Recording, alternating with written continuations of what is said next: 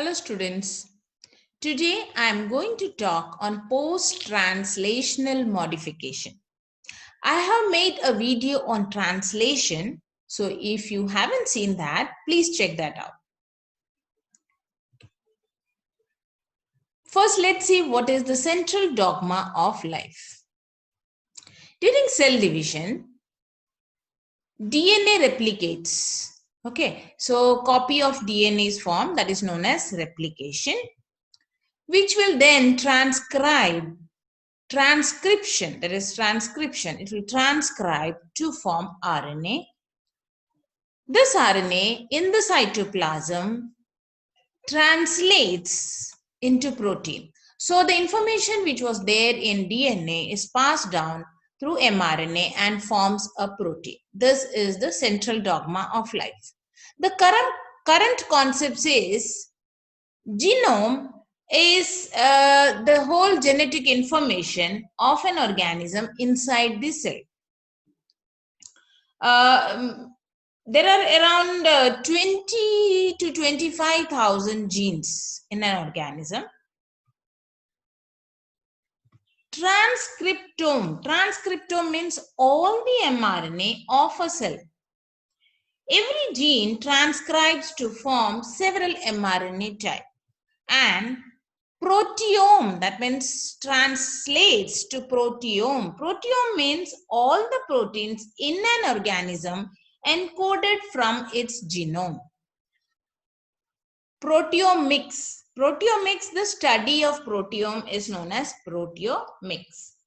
And it is revealed that there are around 1 million proteins in an organism. Okay. So we saw that genome around 20 to 25,000, and there are almost double to triple of these genes are the mRNAs, and the mRNAs then forms the proteome or the proteins, and there are 1 million proteins. Now, how this is magnified? There are so limited amount of genome, and it forms around 1 million different diverse proteins are formed. This is because of this magnification of the protein diversity is because of post-translational modification. So now we will see how that occurs. Post-translational modification, the newly synthesized proteins after translation. Translation means protein synthesis. Okay. So whatever the protein is synthesized after translation, that is known as a nascent protein or the polypeptide. They are known as a nascent protein because they are most of them are biologically inactive. They have to be converted into their active form, their functional form. That is known as the post-translational modification. So the chemical or enzymic modification in the nascent protein after its synthesis, that is after translation, that is known as the post-translational modification. Okay, so because of post-translational modification, the nascent proteins will become functionally active. Okay, so this occurs after translation, and that's why it is known as post-translational modification. Now, why these modifications are done? So that there will be many proteins are formed with limited number of genes. Okay, diverse functional proteins are formed with a limited number of genes. That is possible because of post-translational modification. Because of PTM, it also favors folding or increase its stability of the protein. It helps to direct the nascent proteins to its destination. For example, from the cell, it has to transport into some other area towards the membrane or a different place. Then it has to be tagged with a protein, and that is known as, because it is tagged and that is recognized and then it is transported, that tagging is known as a post-translational modification. to activate or inactivate the protein's catalytic activity. Like for example, for the enzymes are made active or inactive because of PTM. To tag for degradation of denatured or altered proteins. When the proteins are denatured or altered, they are already damaged. So now this damaged protein has to be removed from the cell. So for that, a tagging has to be done. It is tagged, then it is recognized that these proteins are to be degraded completely, has to be removed from the cell completely, and for that tagging has to be done. The tag is done, that means a protein is bound with the degraded proteins, which is recognized, and then these proteins are further completely removed from the cell. So this tagging is known as post-translational modifications. So we'll see what are the types of post-translational modification. One is known as the trimming. Trimming, you all must be knowing. Trimming means shortening.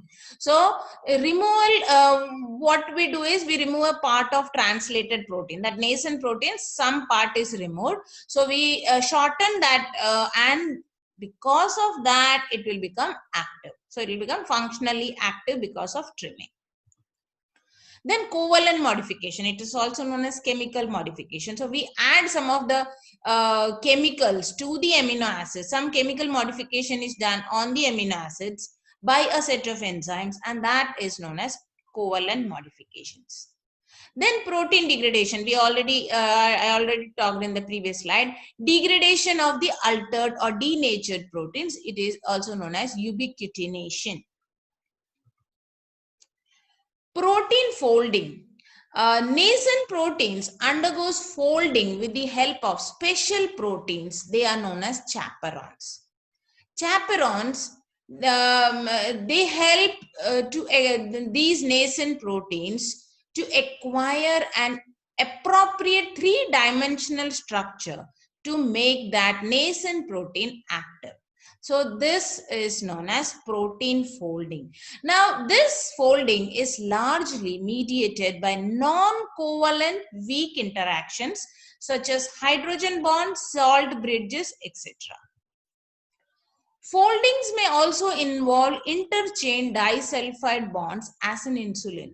This structure I'll show you in next slide.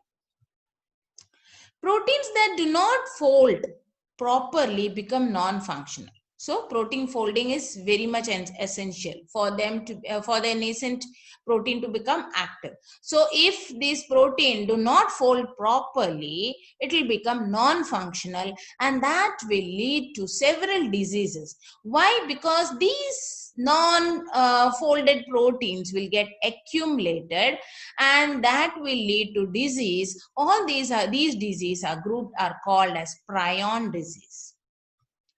See, these are the normal three-dimensional structural folded structure of the protein. If there is a conformational change, any of the because of any of the factor, it will become because of which the foldings are not taking properly, not forming properly, it will lead to a misfolded structure. That means they are non-functional, and because of that, either they will get accumulated, or because they also lose their biological function, and that all these will lead to the prion disease. Trimming takes place in either in endoplasmic reticulum or later on in the Golgi apparatus. It can also take place in the secretory vesicles or after secretion into the extracellular fluid.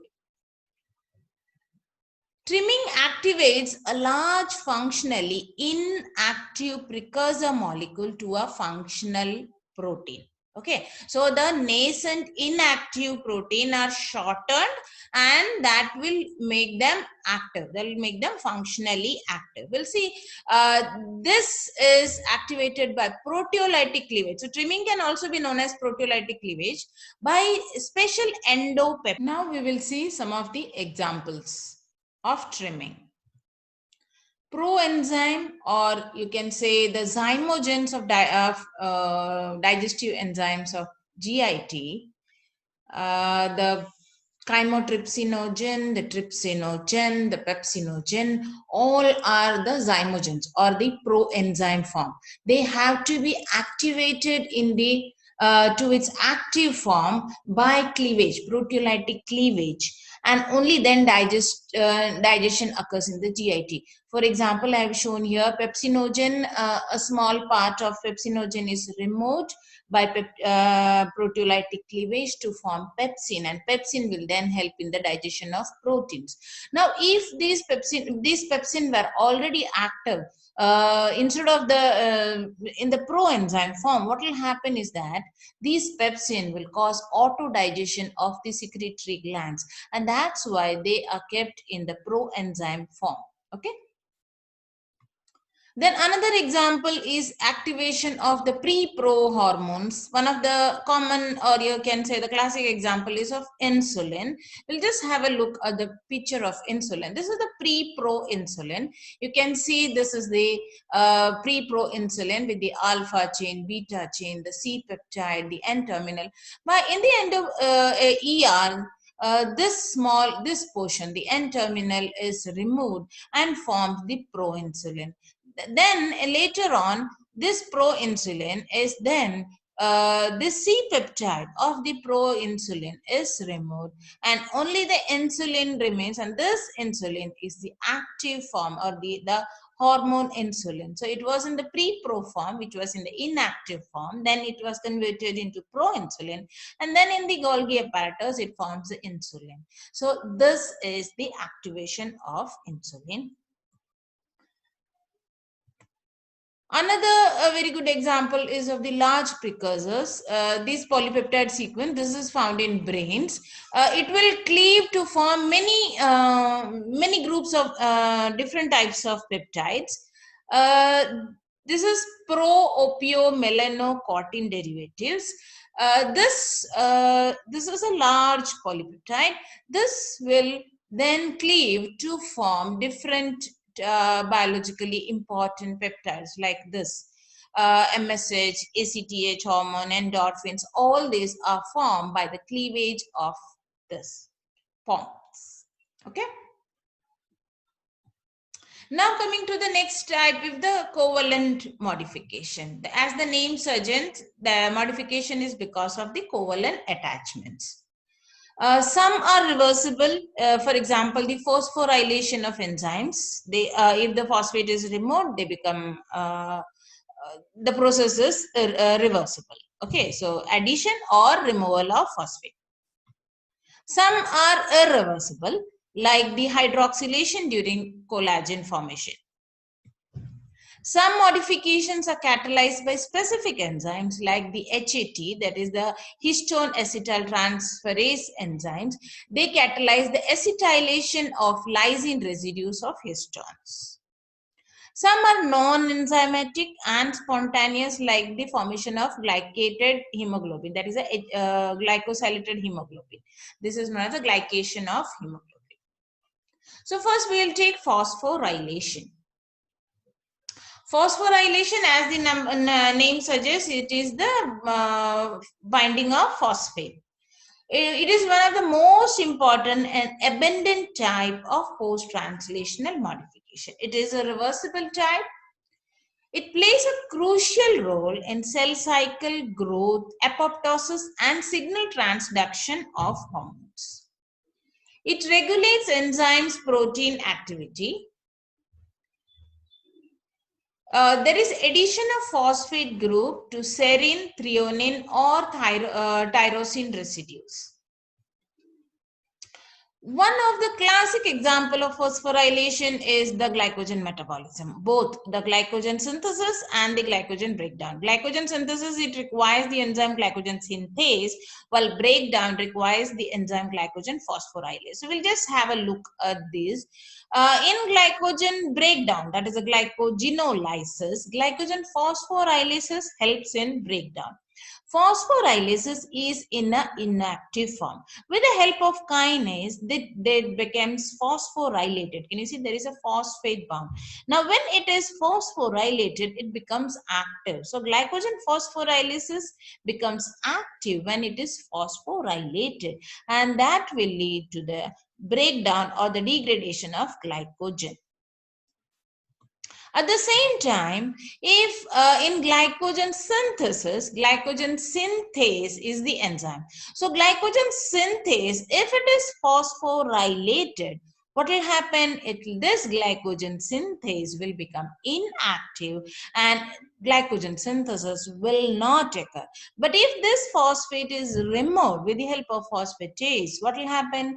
Glycogen synthase will become active. So this is active in the dephosphorylation form, and that will lead to the glycogen synthesis. So by this you can see dephosphorylation will lead to the glycogen synthesis, while phosphorylation will lead to the breakdown of glycogen, and these are in turn regulated by the hormone. So this is known as the covalent modification of enzymes with the help of phosphorylation. Another one is the glycosylation. Post-translational modification helps in protein folding, conformation, compartmentalization, and stability to proteins by the addition of either one glucose or more than one, that is the oligosaccharide chains to proteins. If it is bound with an N linkage, it is because of it is bound to the asparagine residues. It is a O linkage, then it is either bound to a serine, threonine, or a hydroxylysine. Glycosylation is required when the protein has to be secreted out of the cell, or it has to be it has to be transported onto the membrane proteins. So at that time glycosylation is required. So the proteins which are destined to be the membrane protein or secreted out of the cell, glycosylation has to be done. Okay, so this is one type of post-translational modification. Next is the hydroxylation. Hydroxylation means binding of OH group. Here, hydroxylation of proline and lysine residues in the procollagen. For collagen synthesis, hydroxylation is very much required. Okay, so can you see here?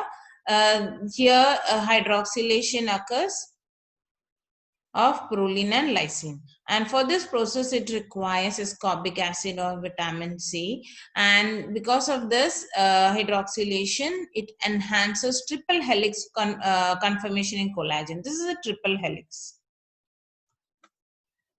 Because of hydroxylation, it stabilizes collagen by favoring cross-linking between the fibers, between these fibers. Cross-linking between these fibers is because of hydroxylation. It also facilitates glycosylation and collagen. See, this is a step. Can you see after hydroxylation, there is glycosylation of the collagen, of the procollagen. And then it also has a role in increasing tensile strength of collagen structure. Tensile strength is required for the collagen is because collagen is one of the main structural protein in various connective tissue. It is abundant in bone, teeth, blood vessels, and for that tensile strength is required, and that's so hydroxylation helps in the increasing the tensile strength of collagen structure. So this was another PTA. Then is the carboxylation. Carboxylation means carboxylation of the binding of carbon dioxide to the clotting factors. 2, 7, 9, and 10. These clotting factors are in the inactive form. To make them active, carboxylation is required, and this is a vitamin K dependent. Here gamma carboxylation of glutamate residues occur, and that will lead to the formation of gamma carboxyglutamate, and this will make the these clotting factors active, functionally active, and that helps in clotting. So because of this gamma carboxylation, it will help in calcium chelation to the, and because calcium is bound with these factors, and that will lead to increase in the clotting process, hasten the clotting process, and that finally will lead to the clot formation.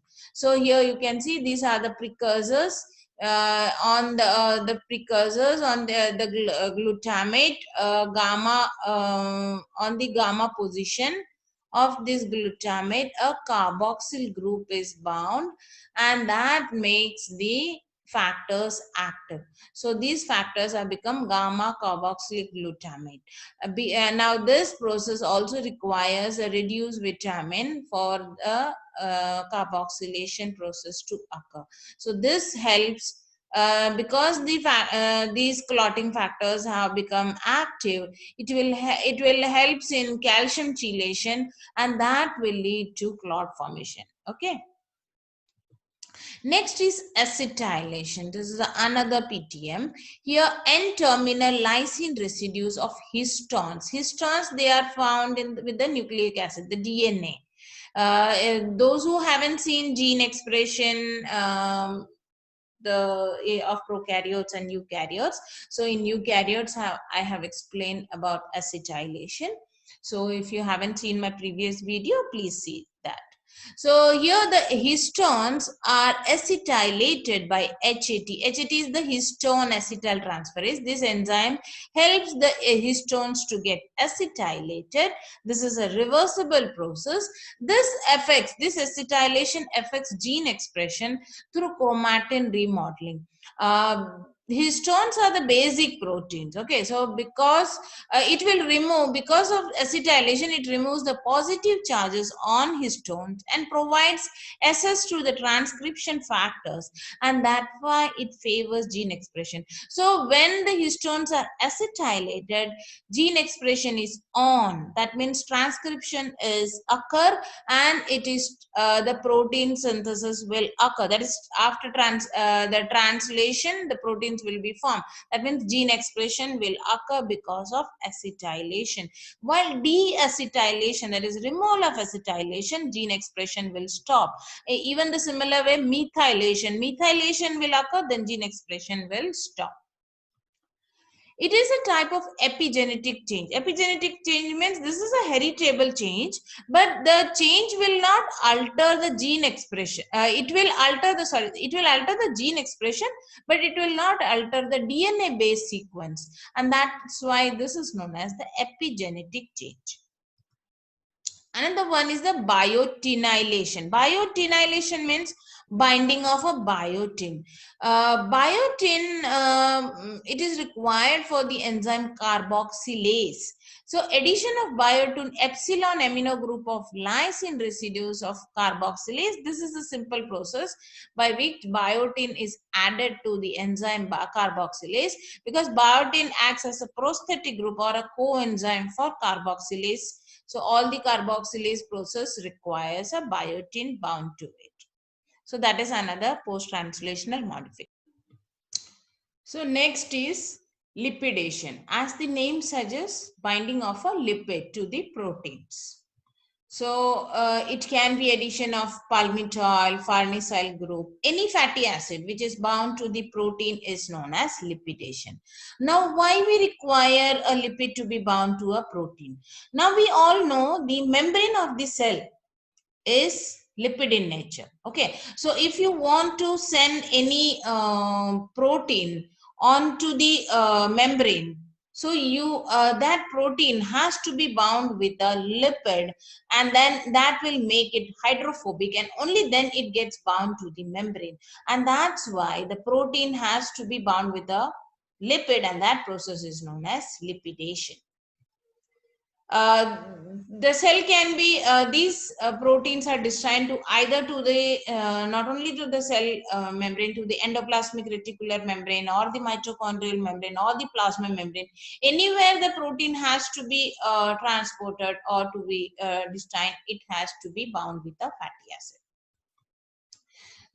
This is just an example to show you. This is the target protein. So it has to be bound with a fatty acid. When once it is bound with a fatty acid, can you see this is the membrane? These membranes are lipid in nature. And then it has bound with the lipid, and so it will become hydrophobic in nature and it can bound to the membrane. So this is the process by which this is the post-translation modification known as lipidation. So this is how it becomes hydrophobic and gets anchored to the membrane. So the third type of post-translational modification is protein degradation. As the name suggests, degradation of protein. So the proteins which are already inactive, that is because they are either it is misfolded or they are the degraded protein. This has to be removed from the cell. So these proteins undergo post-translational modification by ubiquitination. Ubiquitin is a cytosolic globular non-enzymatic protein. This will get bound to these degraded protein. That means they will get tagged. So the glycine residues of ubiquitin covalently attaches to the epsilon amino group of lysine of target proteins. Okay, and because of that, they get tagged. Because the ubiquitin gets tags the protein, and these ubiquitinated proteins are degraded by cytosolic proteases. It is an irreversible process. Once the ubiquitin is bound to the misfolded or degraded protein, it will lead to the degradation of that protein. So just to show you an example, this is an unfolded protein or a misfolded protein. This is then tagged with a ubiquitin, and because it is tagged, they will then be targeted. This will be recognized, and then this protein will be targeted to the proteosomes, and these proteosomes will then completely degrade that protein. So this is known as protein degradation, and this is because of the post-translational modification by ubiquitination, that is binding of ubiquitin. So now we will see the clinical significance of post-translational modification. Now why we should learn post-translational modification? Absence or deficiency or even excess of post-translational modification will trigger the autoimmunity. And because of this, the modified proteins will trigger the autoimmune response. And what will happen is that the body will recognize these modified protein as the non-self. Non-self means it is not the normal protein. It is not, it will consider it is as not as the self protein. So what it will do, it will try to remove these non-self protein, these modified proteins, the protein which are not normal. And because of that, what will happen at the same time, even the normal proteins are also degraded. So this type of response, this is known as, this will lead to different types of disease. We have heard about the rheumatoid arthritis, the systemic lupus erythematosus, even the primary biliary cirrhosis. All these has some of the other role because of post-translational modification. So this is because of this we have to learn the post-translational modification. So that was about the post-translational modification. Okay, so those who haven't seen translation, I'll put a link below this. Okay, and even I'll put a gene expression link also, so that if you want to check about this acetylation process, you can see that. Okay, so that was about post-translational modification. Thank you so much. Those who have subscribed, please subscribe. Okay, so that you'll get an update of my